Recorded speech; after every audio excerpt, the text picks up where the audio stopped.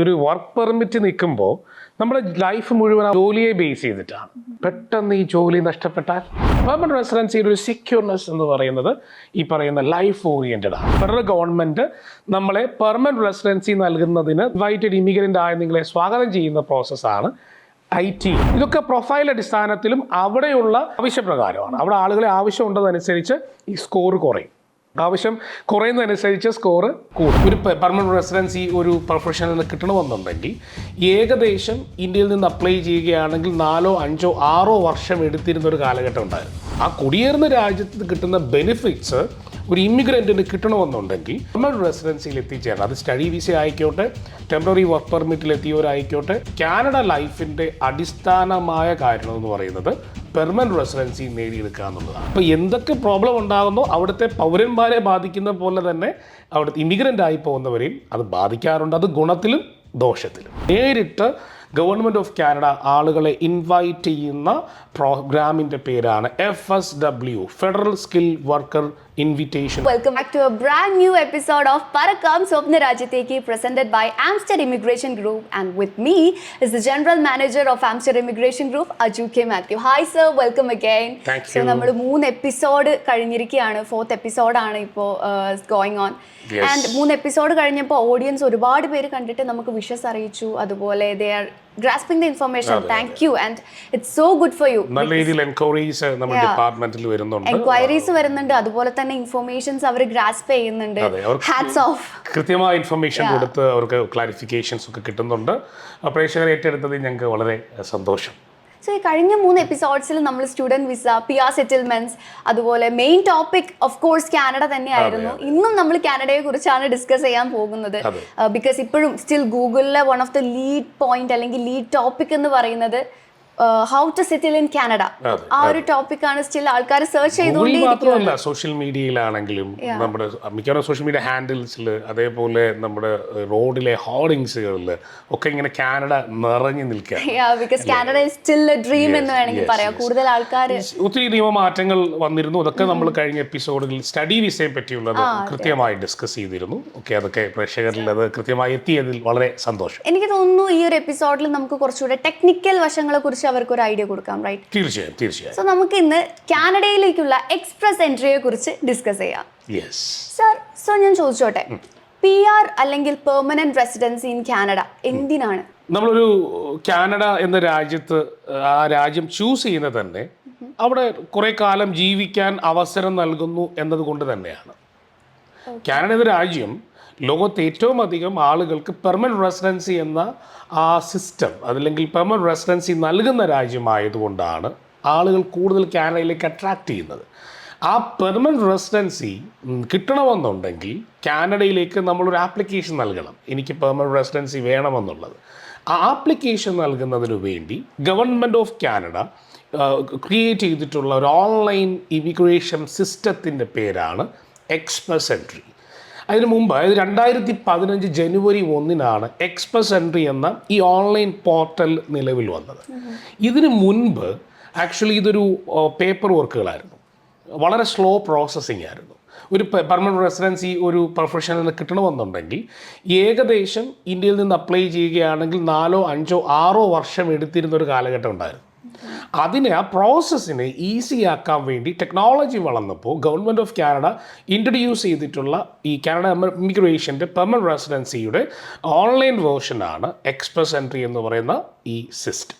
Sir, അപ്പോൾ ഞാൻ ചോദിക്കട്ടെ, ഇപ്പോൾ നമ്മൾ PR റെസിഡൻസ്, പെർമനന്റ് റെസിഡൻസിയെ കുറിച്ചാണ് പറഞ്ഞുകൊണ്ടിരിക്കുന്നത്. ഈ PR ഇല്ലെങ്കിൽ കാനഡയിൽ വർക്ക് ചെയ്യാൻ പറ്റില്ലേ? അല്ലെങ്കിൽ അവിടെ സ്റ്റേ ബാക്ക് ചെയ്യാൻ പറ്റാത്ത ഒരു പക്ഷമുണ്ടോ? തീർച്ചയായും. നമ്മൾ പെർമനന്റ് റെസിഡൻസിയാണ് കാനഡയിൽ ജീവിക്കാൻ ഒരു വിദേശിയുടെ അടിസ്ഥാനമായ കാര്യം എന്ന് പറയുന്നത്. അല്ലെങ്കിൽ നമ്മൾ വർക്ക് പെർമിറ്റിൽ നിൽക്കുന്നവരുണ്ട്, അല്ലെങ്കിൽ സ്റ്റഡി വിസയിൽ നിൽക്കുന്നവരുണ്ട്. ഇതൊക്കെ ടെമ്പററിയാണ്. ആക്ച്വലി ഇവർക്ക് ഗവൺമെൻറ്റിൻ്റെ ഒരു ആനുകൂല്യവും ലഭിക്കുന്നില്ലെന്നുള്ളതാണ് വാസ്തവം.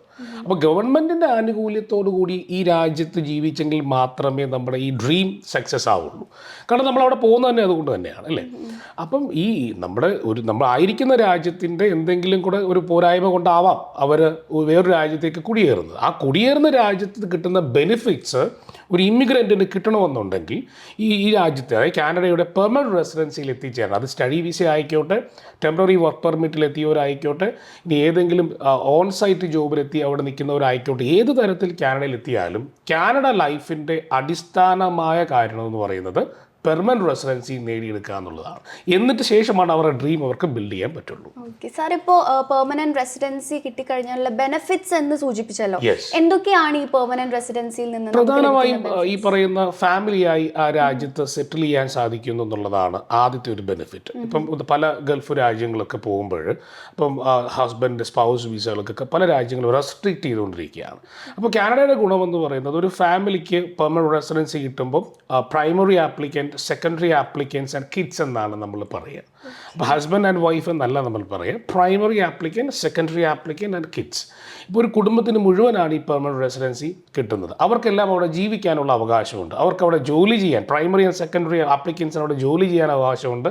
കിഡ്സിന് ഗവൺമെൻറ്റിൻ്റെ ഫ്രീ എഡ്യൂക്കേഷൻ അവിടെ ലഭിക്കുന്നു. കിഡ്സിന് ആനുകൂല്യങ്ങൾ ഗവൺമെൻറ് കൊടുക്കുന്നുണ്ട്, അത് പണമായിട്ട് തന്നെ അവർക്ക് കൊടുക്കുന്നുണ്ട്. അതേപോലെ അവരുടെ ജോബ് സെക്യൂറാണ്. കാനഡ ഗവൺമെൻറ്റിൻ്റെ ജോബ് ഇൻഷുറൻസ് ഇവർക്ക് കവേർഡാണ് പെർമനൻറ്റ് റെസിഡൻസി ഹോൾഡേഴ്സിന്. അപ്പോൾ ആ ഇൻഷുറൻസ് വർക്ക് ചെയ്യുന്നതുകൊണ്ട് തന്നെ ഇവർക്ക് ഒരു ജോലി ലേ ഓഫ് ആയി പോയാലും പേടിക്കേണ്ട ആവശ്യമില്ല. അടുത്ത ജോലി കിട്ടുന്നിടം വരെ ഗവൺമെൻറ്റിൻ്റെ ഇൻഷുറൻസ് എന്നൊരു കവറേജ്, അത് ഈ ഇൻഷുറൻസ് ഈ ഗവൺമെൻറ് നയത്തിലൂടെ കിട്ടുന്ന ഇൻഷുറൻസ് കവറേജ്, പരിരക്ഷ അവർക്ക് കിട്ടി. അടുത്ത ജോലി കണ്ടെത്തുന്നതിന് വരെ ഒരു താൽക്കാലിക ആശ്വാസം അവർ അക്കൗണ്ടിൽ വന്നുകൊണ്ടിരിക്കും. അതേപോലെ ഇമ്പോർട്ടൻ്റ് ആയ ഘടകമാണ് ഈ മെഡിക്കൽ ബെനിഫിറ്റ്സ്. മെഡിക്കൽ ബെനിഫിറ്റ്സും അവർക്ക് ലഭിക്കുന്നു. മെറ്റേണിറ്റി ബെനിഫിറ്റ്സ്, ഇങ്ങനെ ധാരാളം ആനുകൂല്യങ്ങൾ ഗവൺമെൻറ് ഓഫ് കാനഡ അവിടുത്തെ സിറ്റിസൺസിന് കൊടുക്കുന്ന പോലെ തന്നെ പെർമനൻറ്റ് റെസിഡൻസി ഹോൾഡേഴ്സിന് കൊടുക്കുന്നതുകൊണ്ട് തന്നെയാണ് മലയാളിയെ കാനഡയിലേക്ക് അട്രാക്റ്റ് ചെയ്യുന്നത്. ഇത് ഞാൻ ബെനിഫിറ്റ്സ് വളരെ ചുരുക്കിയാണ് പറഞ്ഞേക്കുന്നത്. ബെനിഫിറ്റ്സിനെ പറ്റി ആർക്കെങ്കിലും അറിയണമെന്നുണ്ടെങ്കിൽ ആംഷറിൻ്റെ എൻക്വയറിയിൽ വാട്സാപ്പ് നമ്പർ വെച്ച് കൃത്യമായ ഇൻഫർമേഷൻ അവർക്ക് കൊടുക്കാൻ സാധിക്കും. എന്നാലും ഇത്രത്തോളം ബെനിഫിറ്റ്സ് അവിടെ ഉണ്ട് എന്നാണ് നമ്മൾ പറയുന്നത്. സാർ, എനിക്കൊരു സംശയം. ഇപ്പോൾ കാനഡയിൽ തന്നെ ഒരുപാട് നയമാറ്റങ്ങൾ വന്നിട്ടുണ്ട്. സോ ഈ ഒരു ബെനിഫിറ്റ്സിനെ അതെങ്ങനെയെങ്കിലും ലിമിറ്റ് ചെയ്യുന്നുണ്ടോ? ഇല്ല, അതും ഇതും തമ്മിൽ യാതൊരു ബന്ധവുമില്ല. ഇതൊരു ലോങ് ടൈം പ്ലാനാണ്. അത് അവിടുത്തെ സിറ്റിസൺസിന് കൊടുക്കുന്നതായ ആനുകൂല്യങ്ങൾ തന്നെയാണ് അവിടുത്തെ ഇൻവൈറ്റഡ് ആയിട്ടുള്ള ഇമിഗ്രൻസിന് അവർ കൊടുക്കുന്നത്.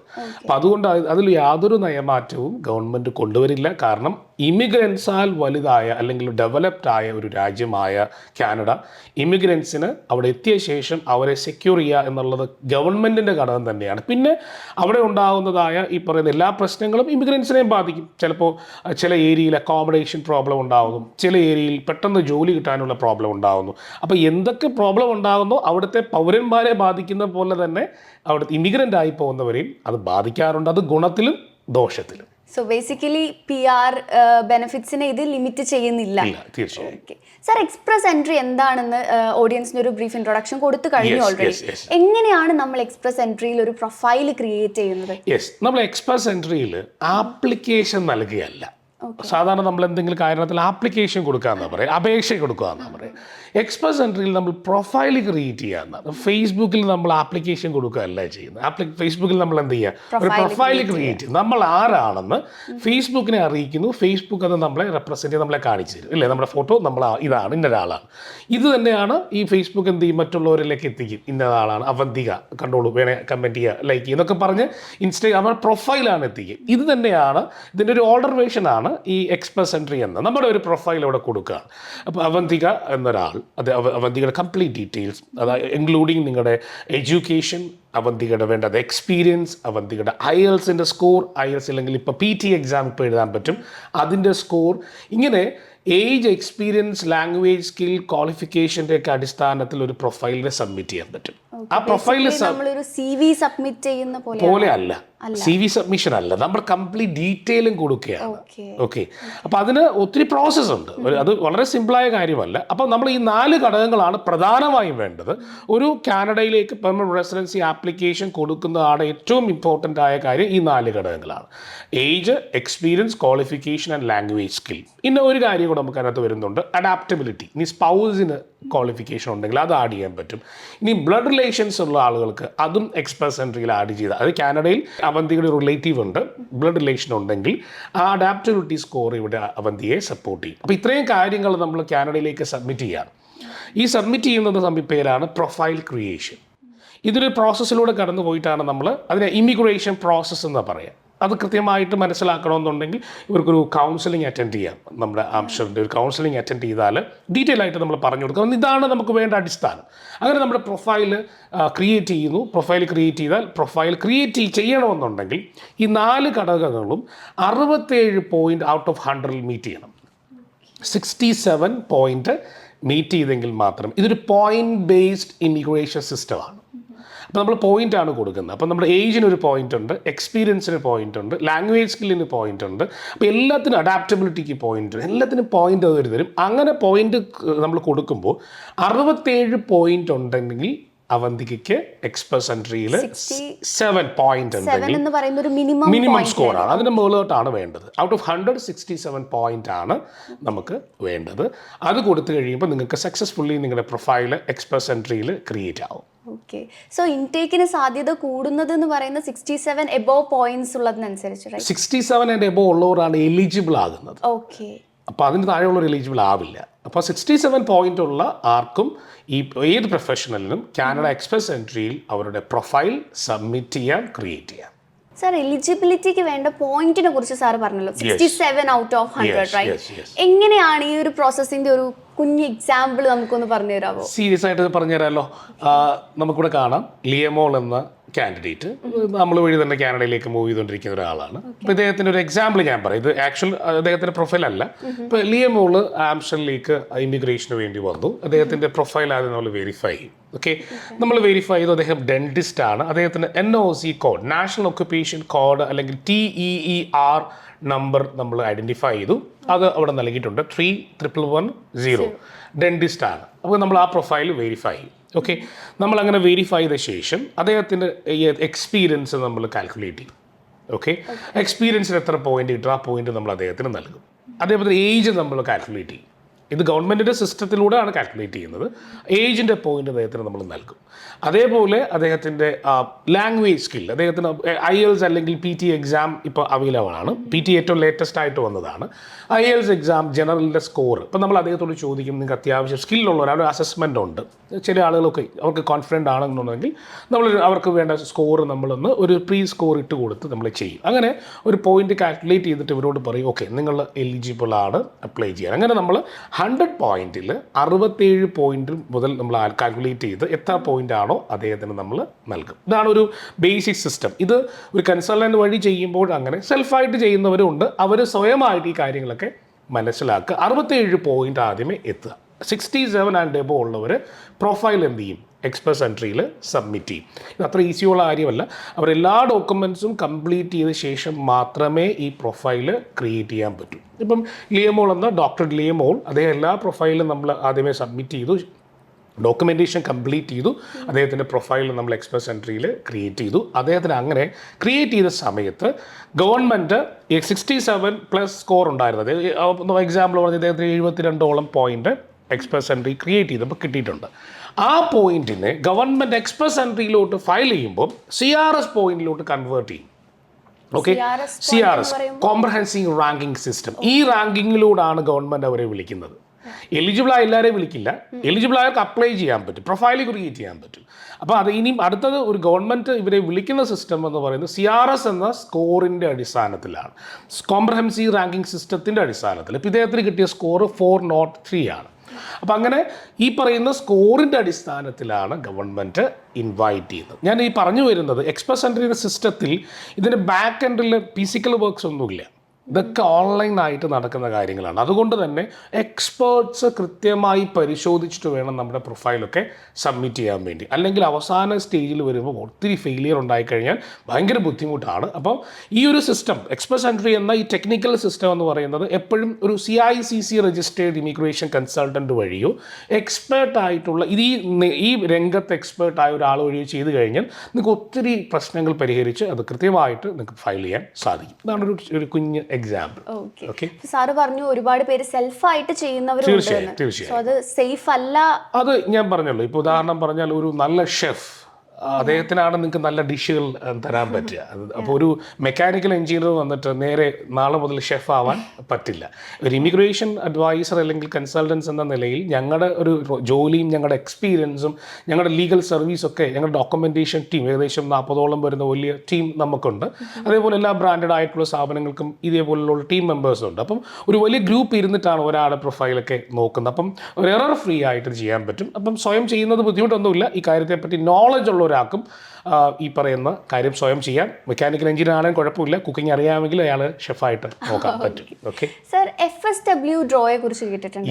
ഇത് എന്താണെന്നൊന്ന് പറഞ്ഞു തരാമോ? ഫെഡറൽ സ്കിൽ വർക്കർ, അതായത് ഗവൺമെന്റ് ഓഫ് കാനഡ നേരിട്ട് ഈ പറയുന്ന എക്സ്പ്രസ് എൻട്രി എന്ന ഈ പൂളിൽ ഓരോരുത്തരും എൻട്രി ആവുന്ന പൂളിൽ നിന്ന് നേരിട്ട് ഗവൺമെൻറ് ഓഫ് കാനഡ ആളുകളെ ഇൻവൈറ്റ് ചെയ്യുന്ന പ്രോഗ്രാമിൻ്റെ പേരാണ് FSW, federal skill worker invitation എന്ന് നമ്മളതിനെ പറയും. ഓക്കെ, ഇങ്ങനെ ഇൻവിറ്റേഷൻ കിട്ടിയ ആളുകൾക്കാണ് അടുത്ത സ്റ്റേജ് എന്ന് പറയുന്നത് അവരുടെ പെർമനന്റ് റെസിഡൻസിയിലേക്കുള്ള പാത്വേ തുറക്കുന്നത് ഇൻവിറ്റേഷൻ കിട്ടിയ ശേഷമാണ്. FSW ഡ്രോ ആണ് ഇത്.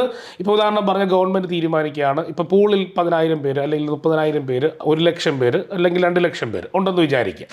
ഓക്കെ, ഇതിന് കൃത്യം കണക്കല്ല, എക്സാമ്പിളാണ്.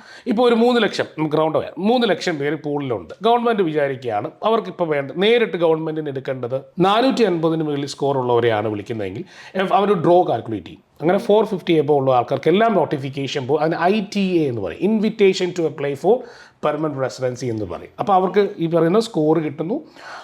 സ്കോറിലൂടെ അവർക്ക് ഇൻവിറ്റേഷൻ കിട്ടുന്നു. ഇൻവിറ്റേഷൻ കിട്ടുമ്പോൾ അവർക്ക് ഗവൺമെൻറ്റിലേക്ക് PR പ്രോസസ്സ് ചെയ്യാം. അതിന് ITA എന്നാണ് ആ പ്രോസസ്സിൻ്റെ പേര്, invitation to apply for permanent residency എന്ന് പറയും. സോ ബേസിക്കലി CRS സ്കോർ 403 ഉള്ള ആളെയാണ് ഗവൺമെന്റിന് വേണ്ടത്. അങ്ങനെയല്ല, ഇപ്പൊ ഗവൺമെന്റ് ഡിസിഷനാണ്. ഇപ്പൊ അവർക്ക് ഇപ്പം അവർക്ക് എടുക്കുന്ന ഒരു നമ്പർ ഉണ്ടല്ലോ. ഇപ്പൊ അവർ 400 ആവാം, 600 ആവാം, 500 ആവാം, 300 ആവാം. ഗവൺമെന്റ് ഡിസിഷനാണ്. പക്ഷേ ഏറ്റവും ലോവസ്റ്റ് വരുന്നത് ഒരു 410 അല്ലെങ്കിൽ 11 ആണ് വന്നിട്ടുള്ളത്. അപ്പം അത്ര താഴെ പോവില്ല. ഇപ്പോഴത്തെ CRS ഡയറക്റ്റ് FSWയിലൊക്കെ വരുമ്പോൾ 500 and above ഒക്കെയാണ്. അപ്പം എന്തായാലും ഇത് കുറഞ്ഞൊരു 450 ഒക്കെയാണ് നമുക്ക് എക്സ്പെക്ട് ചെയ്യാൻ പറ്റുക. ഓക്കെ സർ, അതുപോലെ തന്നെ ഡൗട്ട് ഉള്ള ഒരു കാര്യമാണ് COPR പ്രോസസ് എന്ന് പറയുന്നത്.